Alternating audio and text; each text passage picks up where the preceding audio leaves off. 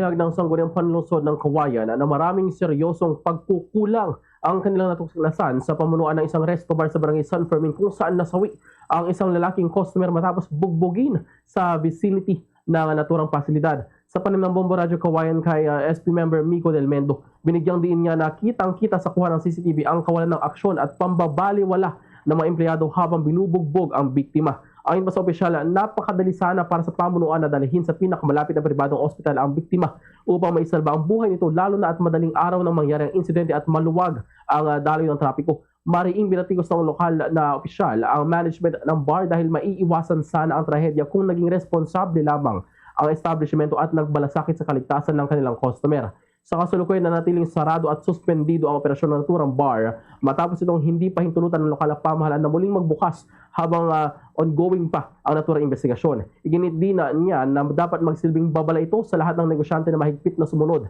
sa mga umiiral na ordinansa ng lungsod, partikular na ang pagbabawal sa mga menor de edad.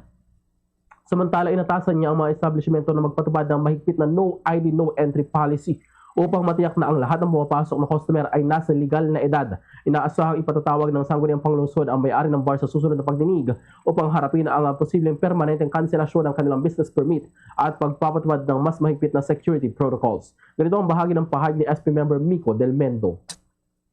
Nakapag-ugnayan na rin po tayo sa pamunuan sa ating PNP, sa POSD upang talagang paigtingin yung seguridad katulad diyan, tuloy-tuloy naman po daw yung kanilang plan bakal yung pagpagbisita ng ating mga kapulisan sa mga nasabing bars. Pero siyempre hindi naman po kumbaga bawat bar kinakailangan bantayan ng ating kapulisan mismo dahil hindi lamang po yan ang kanilang iniikutan at binabantayan, hindi lamang mga bars, buong lungsod po ang kanilang binabantayan upang masiguro ang seguridad ng ating mga kababayan.